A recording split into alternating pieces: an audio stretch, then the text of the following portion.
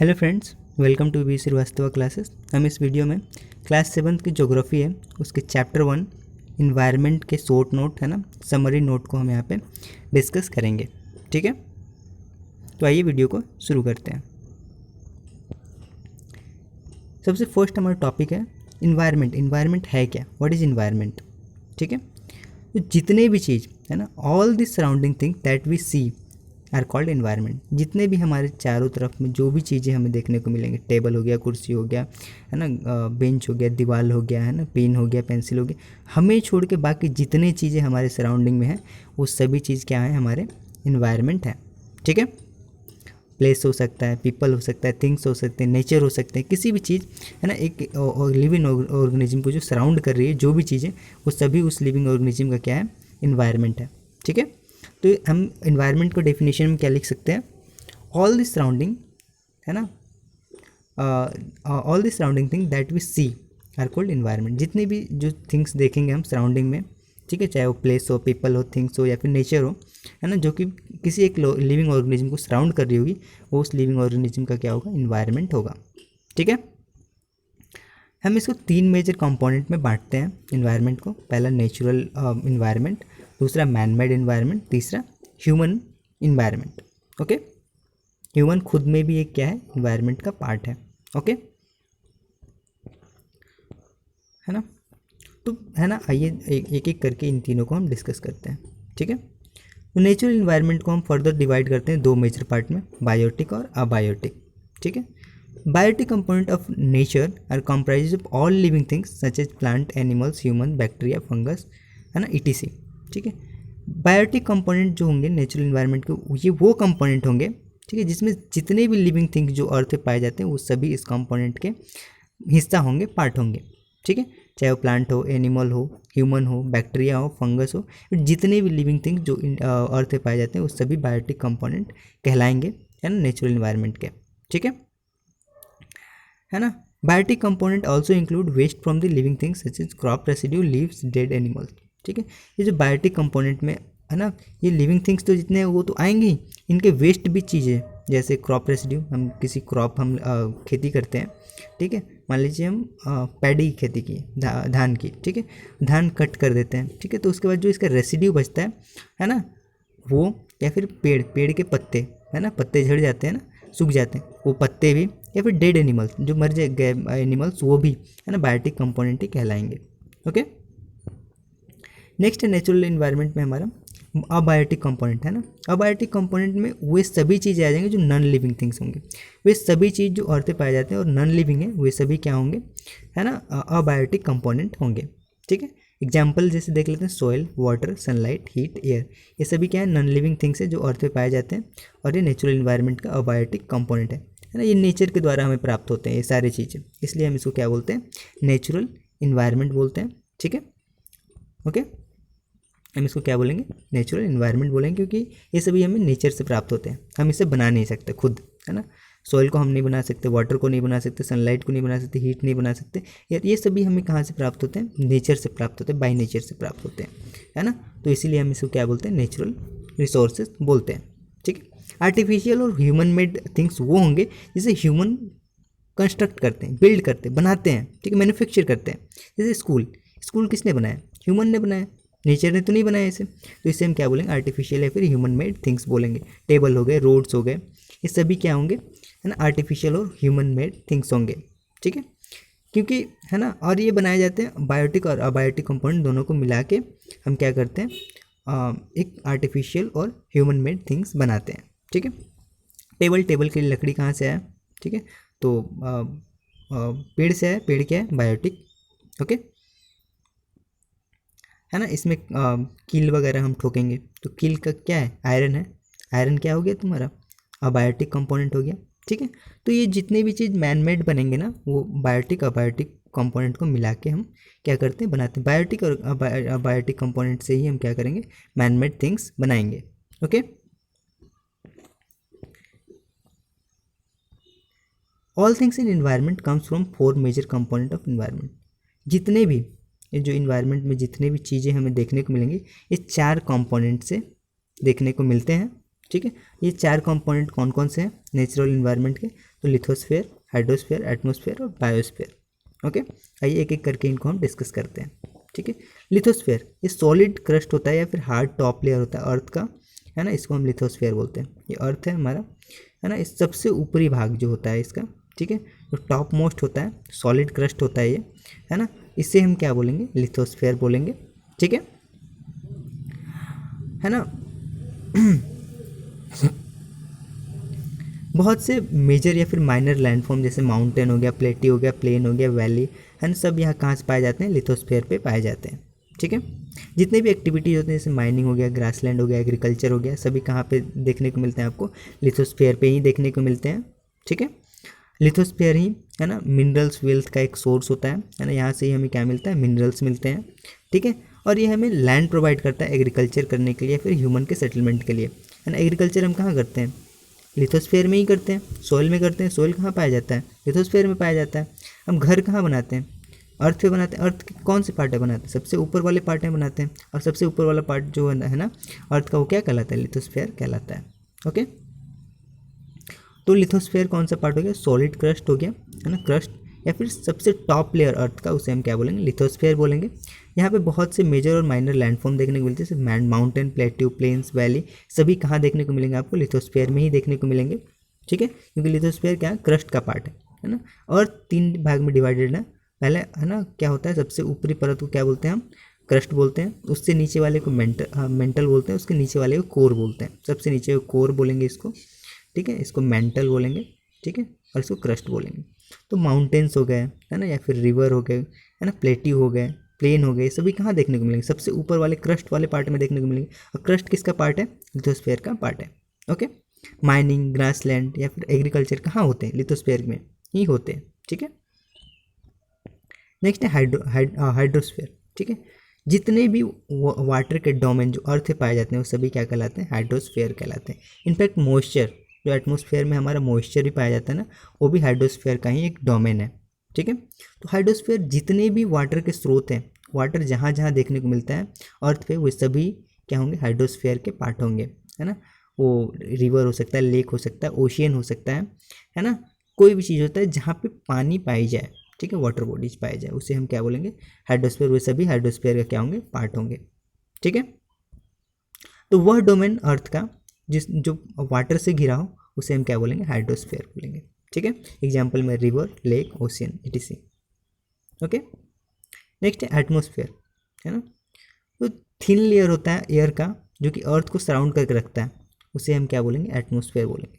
ठीक है, ये अर्थ है, अर्थ के चारों तरफ क्या है? थिन, है ना, एयर का क्या है ना, लेयर है ना। ये जो है ना पार्ट जो है, ये एयर का क्या है? लेयर है, और इस किसको सराउंड करके रख रहा है? अर्थ को, है ना। तो ये जो सराउंड करके रख रहा है, ये जो है ना अर्थ को, ये थिन लेयर, इसे ही हम क्या बोलेंगे? एटमॉस्फेयर बोलेंगे। ओके, और ये, है ना, अर्थ के चारों तरफ क्यों देखने को मिलते हैं? क्योंकि हम जानते हैं अर्थ के पास क्या है? ग्रेविटेशनल फोर्स है, और ये ग्रेविटेशनल फोर्स इस जो एटमॉस्फेयर है इसको अपनी तरफ खींच के रखता है। अदरवाइज ये एटमॉस्फेयर, है ना, यहाँ पे नहीं होता। अगर हमारे पास, है ना, अर्थ के पास ग्रेविटेशनल फोर्स नहीं होता तो एटमॉस्फेयर इसके चारों तरफ नहीं होते। तो ग्रेविटेशनल फोर्स अर्थ का एटमॉस्फेयर को होल्ड करके रखता है अपने चारों तरफ। ठीक है, और ये एटमॉस्फेयर, है ना, हमें प्रोटेक्ट करता है हार्मफुल अल्ट्रावायलेट रेज से, ठीक है, या फिर हीट फ्रॉम सन, है ना। अगर ये एटमॉस्फेयर नहीं होते तो डायरेक्ट हीट हमारे ऊपर पड़ती, ठीक है, हमारे इंसान के ऊपर पड़ती अर्थ पे, और, है ना, डायरेक्ट पड़ती तो क्या होता? बहुत ज़्यादा हीटफुल होता। और हम जानते हैं एटमॉस्फेयर में ही ओजोन लेयर है, ओजोन का परत है, जो, है ना, ये जो अल्ट्रावायलेट किरणें आती है जो सन रेज से, उसको छान के हमें प्योर सनलाइट हमें प्रोवाइड करती है। अगर अल्ट्रावायलेट, अगर ये एटमॉस्फेयर नहीं होता तो ओजोन लेयर नहीं होता, ओजोन लेयर नहीं होता, है ना, अल्ट्रावायलेट रेज हमारे ऊपर पड़ती है, और अल्ट्रावायलेट रेज अगर हमारे ऊपर पड़ेगी तो हमें क्या हो सकता है? कैंसर हो सकता है ना।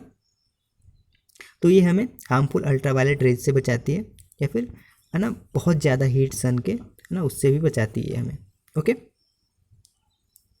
है ना। अभी हम देख रहे हैं धीरे धीरे क्या हो रहा है, क्लाइमेट या फिर वेदर में चेंजेज हो रहे हैं, है ना, डे टू डे चेंजेज हो रहे हैं। इसी कारण क्या हो रहा है, हमारे एटमॉस्फेयर में भी बहुत बदलाव देखने को मिल रही है। जैसे अभी हाल ही में क्या हुआ था, ओजोन लेयर डिप्लेट हो गया था, बहुत बड़ा उसमें छेद हो गया था, ठीक है, लेकिन अभी धीरे धीरे ये हील कर रहा है ना। तो ये ओजोन लेयर में इतना बड़ा होल क्यों हुआ था? क्योंकि वेदर और क्लाइमेट में क्या हो रही थी, चेंजेज हो रही थी। ओके, नेक्स्ट है बायोस्फीयर। बायोस्फीयर क्या है, एक नैरो जोन है अर्थ का, जहाँ पे लैंड, वाटर और एयर तीनों इंटरेक्ट करते हैं। ये मान लीजिए लैंड है ना, ये वाटर है, ठीक है, और ये एटमॉस्फेयर है, ठीक है। ये जो पार्ट जो बन रहा है ना बीच में, तीनों का जो कॉम्बिनेशन हो रहा है, इसे ही हम क्या बोलेंगे, बायोस्फीयर बोलेंगे, जहाँ पे तीनों चीज़ें पाई जाएंगी, लैंड भी पाई जाएगी, वाटर भी पाई जाएगी, एयर भी पाई जाएगी। अगर इसमें से एक भी चीज़ें अगर नहीं होती है तो यहाँ पे लाइफ नहीं होगा, ठीक है ना, लाइफ सर्वाइव ही नहीं कर सकता। तो ऐसा एरिया, ऐसा नैरो जोन, ये नैरो जोन ही है ना, ये हमारा लैंड हो गया, ये क्या हो गया, वाटर हो गया, और ये क्या हो गया, एयर हो गया।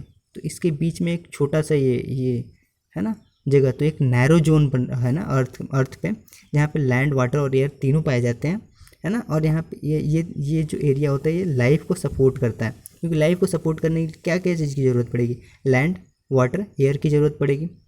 सांस लेने के लिए एयर, वाटर पीने के लिए, लैंड रहेगा तो हम यहाँ पे एग्रीकल्चर करके कुछ भी है ना खा सकते हैं, तो हम लाइफ सस्टेन कर सकते हैं, कुछ भी चीज़ें हम यहाँ पे लिवलीहुड का लैंड पे कर सकते हैं, ठीक है।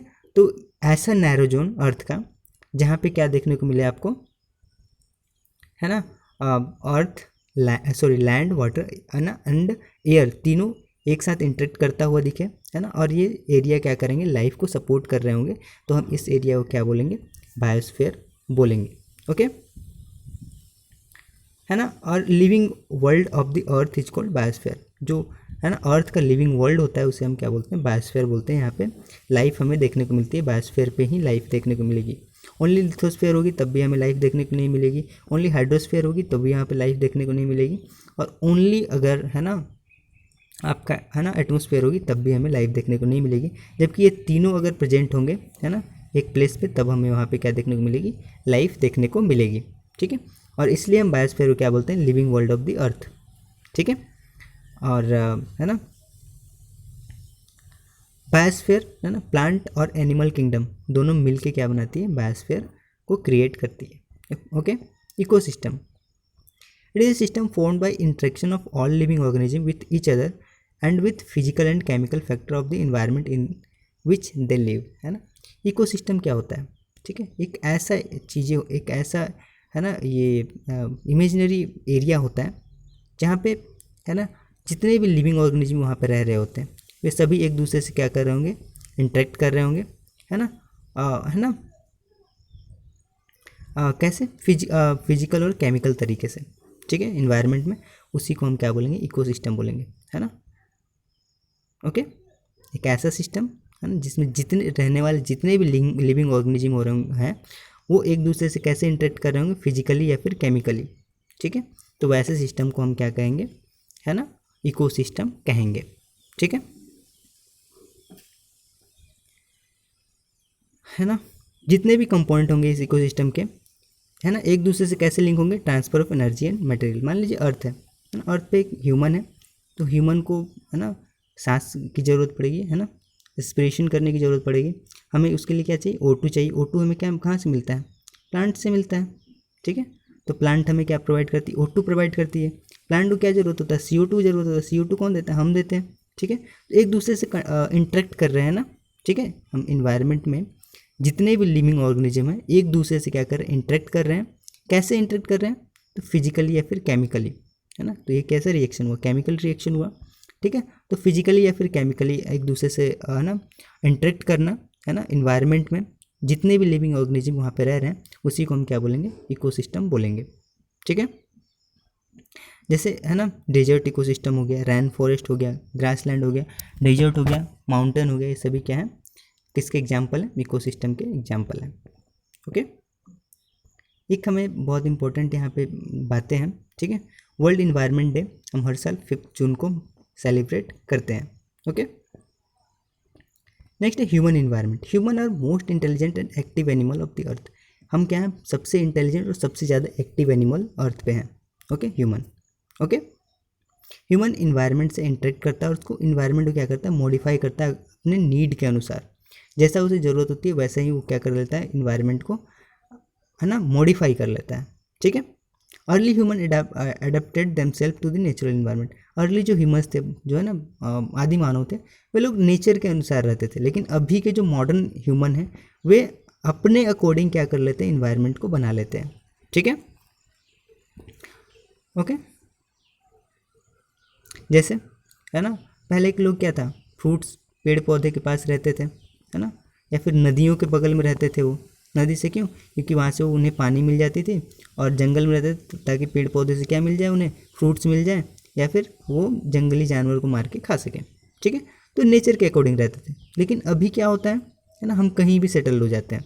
वहाँ पे क्या करते हैं, हम ग्राउंड वाटर से हम बोरिंग लगा लेते हैं, हमें ग्राउंड वाटर से डायरेक्टली पानी मिल जाते हैं। ठीक है, या फिर है ना हम एग्रीकल्चर कर लेते हैं, कहीं भी खेती कर लेते हैं, है ना, हमें जंगल में रहने की ज़रूरत नहीं पड़ती है। ठीक है, हम किसी भी जानवर को क्या कर लेते हैं, डोमेस्टिकेट कर लेते हैं, पाल लेते हैं, पालतू बना लेते हैं।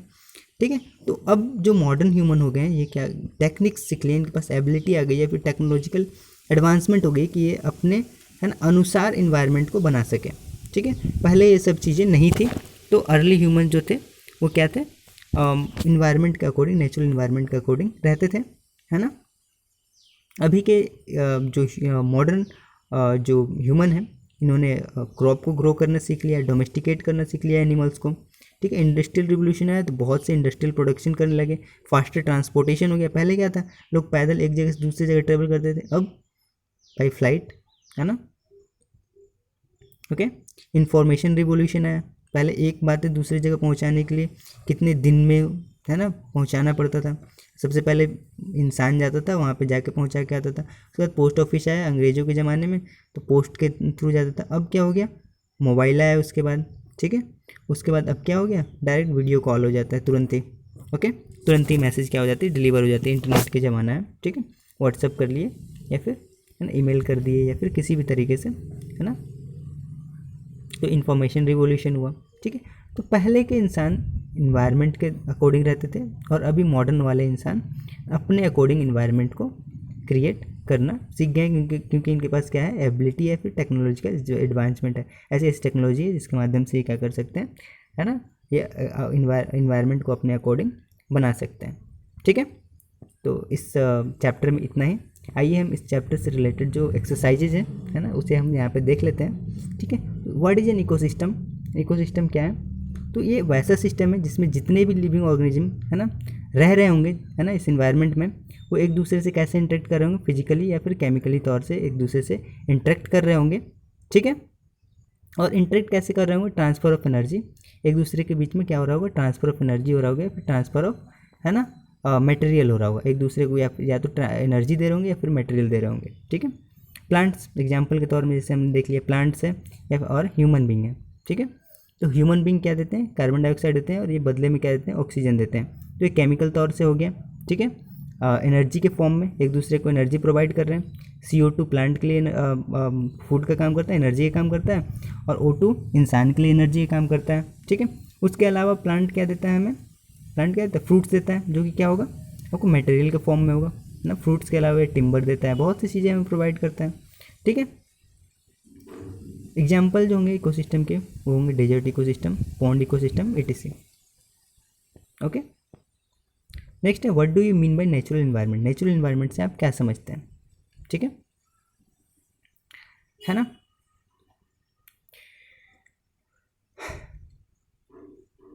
तो वैसे इन्वायरमेंट जो नेचर के द्वारा क्रिएट किया गया होगा। ठीक है, जो खुद में सेल्फ सफिशिएंट होगा, जिसे दूसरे किसी चीज़ की ज़रूरत नहीं पड़ेगी।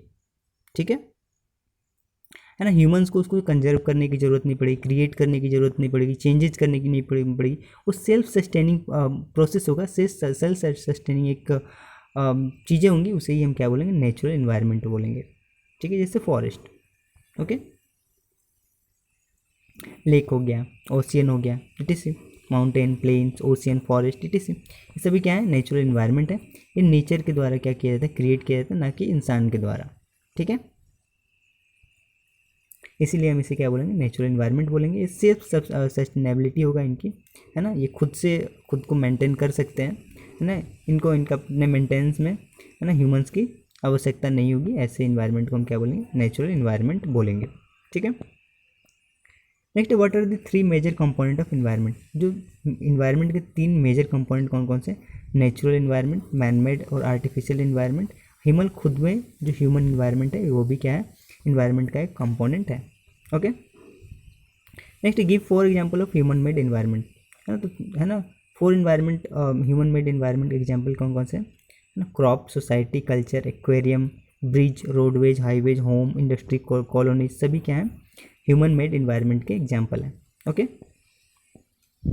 Next, what is lithosphere. Lithosphere क्या है, जो सॉलिड क्रस्ट होता है अर्थ का, जो सबसे टॉप वाला लेयर होता है अर्थ का, है ना, उसे हम क्या बोलते हैं, लिथोस्फीयर बोलते हैं। बहुत से मेजर और माइनर जो लैंडफॉर्म होते हैं जैसे माउंटेन, प्लेट्यू, प्लेन्स, वैली, सभी कहाँ पाए जाते हैं, लिथोस्फीयर पे ही पाए जाते हैं। जितने भी मेजर एक्टिविटीज होते हैं, माइनिंग हो गया, ग्रासलैंड हो गया, एग्रीकल्चर हो गया, सभी लिथोस्फीयर पे ही देखने को मिलता है ना। लिथोस्फीयर से ही हमें मिनरल्स प्राप्त होती है, ठीक है, और लिथोस्फीयर ही हमें क्या प्रोवाइड करता है, एग्रीकल्चर करने के लिए स्पेस प्रोवाइड करता है, या फिर ह्यूमन को सेटल होने के लिए, ह्यूमन को घर बनाने के लिए, है ना, हमें क्या प्रोवाइड करता है, अर्थ प्रोवाइड करता है। Okay, next, what are the 2 major component of biotic environment. Biotic environment के 2 मेजर कंपोनेंट कौन कौन से हैं, प्लांट और एनिमल, प्लांट और एनिमल, है ना, बायोटिक इन्वायरमेंट के 2 मेजर कंपोनेंट हैं। Okay, next, what is biosphere. Biosphere क्या है, तो एक ऐसा नैरो जोन है जहाँ पे लाइफ आपको देखने को मिलेगी अर्थ पे, ठीक है ना। ये आपका क्या होगा, लैंड हो गया, ये वाटर हो गया, एयर हो गया, और ये जो बीच का एरिया है, ये तीनों का जो कॉम्बिनेशन जहाँ पे होगा, इसको हम क्या बोलेंगे, बायोस्फीयर होगा। और ये यहीं पे क्या होती है, लाइफ एग्जिस्ट करती है अर्थ पे, ठीक है ना, तो उसे ही हम क्या बोलेंगे, बायोस्फीयर बोलेंगे। The biosphere is a zone where all life forms of the earth exist. It is zone where atmosphere, lithosphere and hydrosphere interact and support life. Okay, तो है ना, इस वीडियो में इतना ही। Thank you, stay tuned.